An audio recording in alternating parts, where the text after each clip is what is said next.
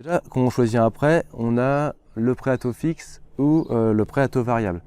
Est-ce que vous pouvez nous en parler? Quelles sont les différences et les conseils qu'ont quelqu'un qui veut financer son projet de construction? Est-ce qu'il va plus s'orienter sur un taux fixe, un taux variable?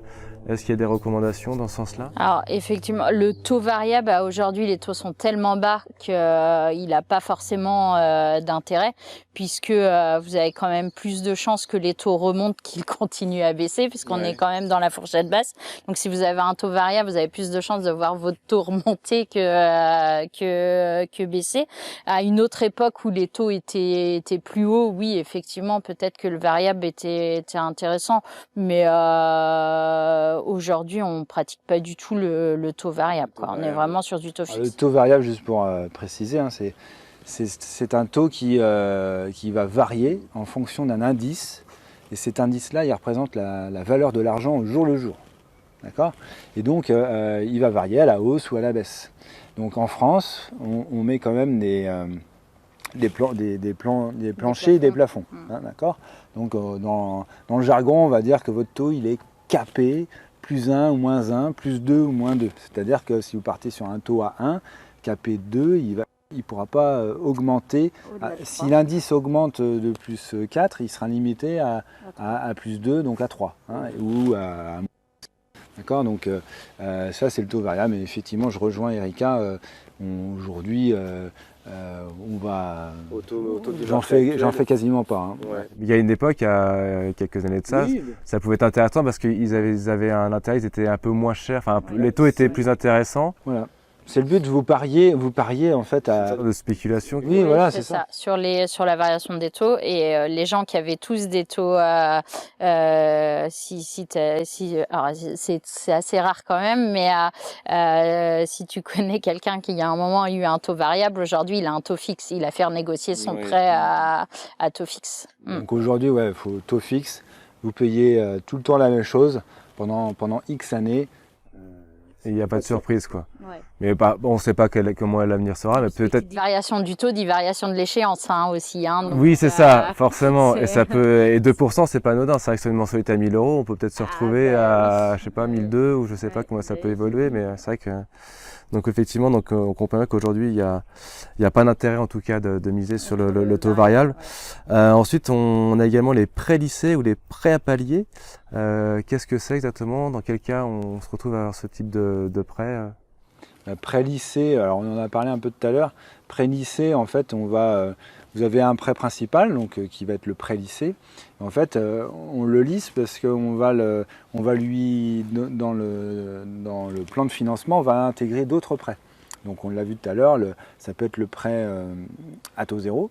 On n'a pas trop parlé, mais il peut y avoir le prêt employeur. Hein. C'est votre employeur qui cotise et qui vous permet via un organisme d'emprunter une somme, 7000 euros à 1%, sur 10 ans par exemple.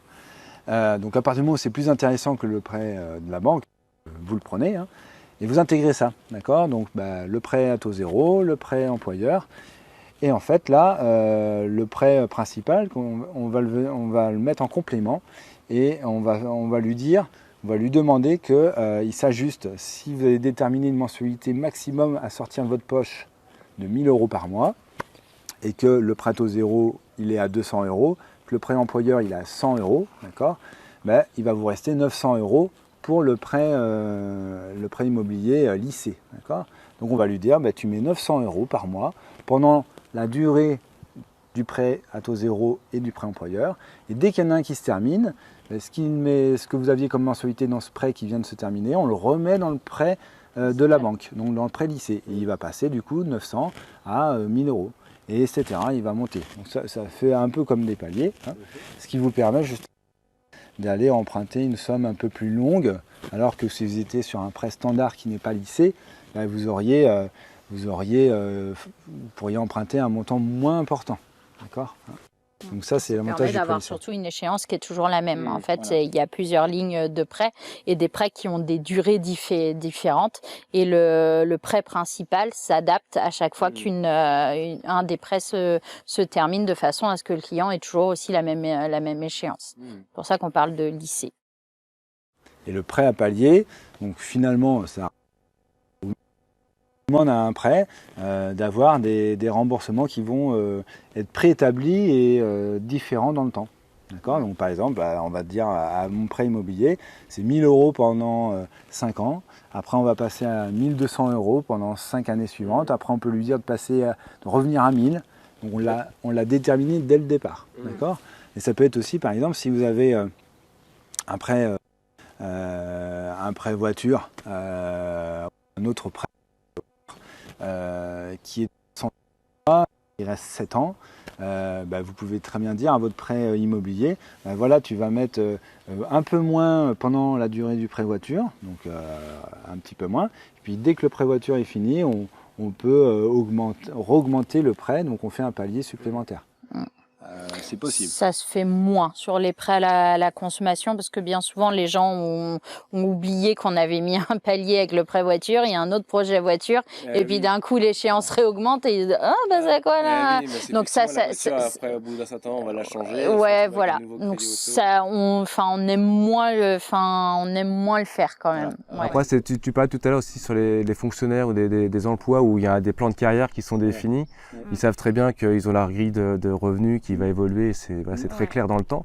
Ils peuvent prévoir aussi des prêts à palier aussi. On fait un prêt qui est comme ça, là, c'est un prêt là, où c'est déterminé déjà, il y a une augmentation qui est prévue par an de la mensualité. Donc c'est pareil, ça c'est bien. C'est vrai que pour des carrières comme ça, là, qui ont déjà une augmentation qui est déterminée à l'avance, ça peut être assez judicieux. Après, c'est un pari que vous ne changiez pas d'employeur, que vous ayez toujours ces mêmes revenus qui augmentent. Donc attention. Mais pour certains cas, le fait qu'on puisse moduler un petit peu ce prêt-là, dans certains cas, ça peut être assez intéressant. Du coup, on peut prétendre à une enveloppe plus importante sur le... On peut prétendre à une enveloppe plus intéressante, ça c'est sûr, mais on peut aussi réaliser son projet en ayant un confort dans le budget qui s'adapte à vos prêts. Donc vous pouviez avoir un prêt voiture, mais vous pouvez avoir un prêt sur une ancienne opération immobilière qui se termine, mais qui se termine pas tout de suite. Et du coup, aujourd'hui, d'assumer ce prêt-là plus le nouveau prêt pour le projet de la construction, c'est peut-être un petit peu dur. Donc le fait de mettre un petit palier sur la fin du crédit, donc le temps que l'autre prêt se termine, vous allez pouvoir avoir une mensualité un peu plus douce. Au total, vous aurez la même chose et dès que ce prêt sera terminé, vous augmentez. Donc en fonction de plein de cas différents, le fait de pouvoir faire ces petits paliers, ça peut être intéressant. D'accord. Puis après, il va pouvoir même bouger parce que là, c'est pas figé non plus dans le temps.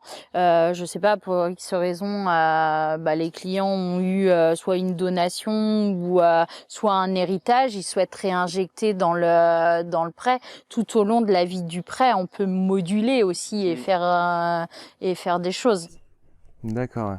Ça fera l'objet d'ailleurs d'une question là, sur la partie sur les options de remboursement, effectivement, qui sont très intéressantes de connaître. Donc là, si on continue sur l'aspect technique, sur les prêts, il y a également le prêt amortissable et le prêt in fine. Alors, quelles sont leurs différences? Quelle est l'application commune? Le prêt amortissable, c'est le prêt standard. D'accord, donc c'est un prêt classique. Dans un prêt, vous amortissez du capital. Donc vos 100 000 € empruntés, vous allez l'amortir, donc ça va être par des remboursements progressifs dans le temps. Après, vous y ajoutez les intérêts et l'assurance du prêt. Donc ça, c'est un prêt standard. Donc il peut y avoir comme on a vu tout à l'heure dans la construction, il peut y avoir des prêts amortissables automatiquement sur les montants des factures demandées. D'accord, donc ça c'est possible. Le prêt in fine, là c'est plutôt pour une catégorie de clients où il y aurait une opération où il y aurait un intérêt plutôt fiscal, c'est-à-dire où on cherche à avoir le maximum d'intérêt pour les déduire de vos revenus. Souvent c'est pour une opération immobilière d'investissement locatif, donc parce que vous avez la possibilité de déduire vos intérêts d'emprunt de vos revenus fonciers. Donc là souvent on peut aller prétendre à un prêt in fine parce que du coup là on ne va pas amortir de capital. Le capital vous allez l'amortir en une fois à la fin du crédit. D'accord ? Donc pendant la période du prêt, vous allez rembourser que des intérêts. D'accord ? Donc ces intérêts-là, l'intérêt c'est l'intérêt surtout fiscal, vous allez pouvoir les déduire des revenus fonciers. D'accord ? Voilà. Et par contre, il faut... Parce que du coup, ma question, c'est peut-être paraît bête, mais entre un prêt amortissable ou un prêt in fine, au même taux, on paye les mêmes montants d'intérêt tous les mois, non? Non, tu payes plus cher un prêt in fine parce que en fait tes intérêts sont calculés sur le capital restant dû. Oui, donc ton prêt in fine, ton capital restant dû reste le même. Donc tu payes plus cher un prêt in fine. Un prêt in fine peut être aussi lié à un placement qui n'est pas forcément disponible, où il y a un projet du coup et le placement n'est pas tout de suite disponible. C'était un placement qui était peut-être fait par exemple sur 10 ans et ce placement ne se libérera que dans 3 ans. Par contre, il y a un projet. Donc là, on fait un prêt in fine et dans 3 ans, ce placement se débloque et remboursera le prêt in fine. Hein, ça peut être aussi... Alors, il faut vraiment qu'il y ait effectivement, comme tu disais Rémi, un intérêt fiscal, parce que là, si on part sur un prêt de 20 ans, on va payer beaucoup d'intérêts. Donc finalement, le coût de crédit va être plus important, mais le fait d'avoir les avantages fiscaux viennent rendre l'opération intéressante. Ouais. C'est qu'il y a toujours, il y a toujours quelque chose qui fait que le prêt in fine est plus intéressant. Mais c'est pas effectivement, le in fine, ça rentre pas dans un projet classique, quoi. C'est qu'il y a quelque chose classique, sauf que si c'est pour un investissement, mais sur un projet de résidence principale ou résidence secondaire, on part sur un prêt avec amortissement classique. D'accord. Et un dernier prêt aussi qui peut intéresser ceux qui nous regardent et qui veulent faire construire mais qui ont déjà un bien, c'est le prêt relais. Le prêt relais, donc qu'est-ce que vous pouvez nous dire sur le prêt relais? Comment ça fonctionne?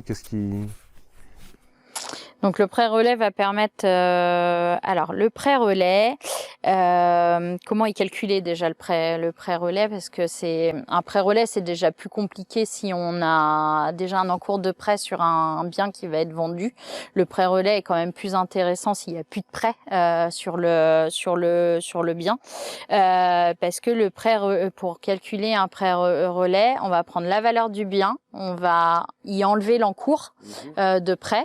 Et sur ce montant qui reste, c'est 70% de ce montant-là pour calculer le relais. Donc autant dire qu'un relais est quasiment pas intéressant s'il y a un encours de prêt qui est assez conséquent, parce que de toute façon, il faudra réemprunter le delta. Donc voilà. Donc c'est souvent dans l'attente de la vente d'un bien. Effectivement, quand il reste un encours de prêt, on va conseiller au client de reporter un peu son projet et de vendre le bien pour voilà. Alors ça peut se faire souvent même les agences ou le notaire de pouvoir si le projet est pressé ou que les vendeurs du coup du nouveau bien que vous allez veulent des garanties, on peut faire des ventes longues le temps qu'une vente. L'agent immobilier en parlera mieux que moi, mais on peut faire des ventes longues le temps que le bien se vende et racheter. Des fois, ça se pratique. Hein. Mais mais pour que le relais soit intéressant, souvent, il faut plus qu'il y ait d'encours de prêt. Là, j'ai le cas d'un ami là, qui achète une maison. Et il est en vente longue parce que donc, le vendeur, c'est une dame qui a décidé d'aller sur un autre projet et qui fait construire du coup. Et cette personne-là, du coup, elle voulait ne pas passer par la case déménagement, location, et voilà. Donc elle a proposé à l'acheteur une vente longue le temps qu'elle fasse construire sa maison. Donc ça, c'est une possibilité. Alors ça évite un prêt relais. Après, le prêt relais, c'est quand même toujours la possibilité de pouvoir acheter un bien avant d'avoir vendu votre bien. D'accord ? La durée maximum, c'est 2 ans, d'accord, d'un prêt relais. Et donc, voilà, là, il est déterminé sur la valeur nette. Alors après, la valeur nette du bien, net de CRD, de capital restant dû, c'est 70% de cette valeur nette. Et puis aussi, du coup, ce prêt relais, c'est dès que votre maison qui est en vente est vendue, elle rembourse le prêt relais. D'accord ? Après, vous pouvez, si le prêt relais n'est pas suffisant, on y intègre d'autres prêts standards amortissables, d'accord, comme on a vu tout à l'heure. Alors évidemment, il faut que tout ça puisse caler dans l'endettement et dans le budget. Et on va venir compléter en fait le prêt relais par des prêts classiques, d'accord, le temps que l'opération se fasse pour réaliser votre achat, quoi. Et le relais, c'est comme le prêt in fine, on paye que des intérêts le temps du... Alors après, vous avez, comme le prêt in fine et le prêt relais, vous avez 2 types de prêts. Alors vous pouvez différer le paiement des intérêts. Donc on va avoir un relais avec un différé partiel et un différé total. Donc le différé partiel, vous allez supporter les intérêts tous les mois, plus l'assurance du crédit. Et le différé total, c'est que vous allez différer totalement le paiement des intérêts au moment où vous aurez vendu votre bien. Donc c'est-à-dire que le jour où vous avez vendu votre bien, vous venez pour rembourser la valeur du prêt relais majorée des intérêts qu'on aura reportés. Donc ça, alors cette solution coûte plus cher évidemment, mais elle permet d'avoir moins de charges tous les mois. D'accord ? Donc ça, c'est une possibilité aussi. Hein. D'accord. Voilà. Et le remboursement du prêt relais se fait automatiquement sans frais. Hein. D'accord, j'allais revenir parce qu'effectivement on va y revenir juste après sur les indemnités de remboursement anticipé. Ils sont exclus sur ce type de prêt puisque c'est l'objectif. Voilà, c'est ça. L'idée c'est de le rembourser le plus rapidement possible. Donc si on était... Après c'est jamais... aujourd'hui moi j'en ai fait plusieurs cette année, mais c'est vrai que c'est quand même utile. Hein, pour certaines opérations on n'a pas trop le choix.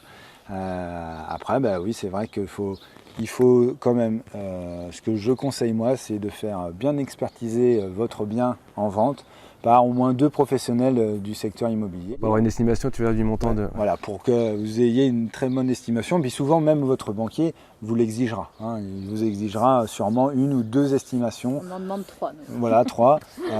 D'un agent immobilier, un certifié, pour avoir la valeur la plus proche du marché de votre bien, pour pas qu'il y ait, même pour vous, de surprise à la vente. Le but étant de l'estimer au mieux possible, parce que pendant cette durée de prêt relais, c'est bien pratique, mais souvent on n'est jamais serein pendant cette période-là, parce que on a un prêt sur le dos, et on a l'angoisse que la vente ne se fasse pas. Donc faites bien estimer votre bien, c'est ce que je vous conseille.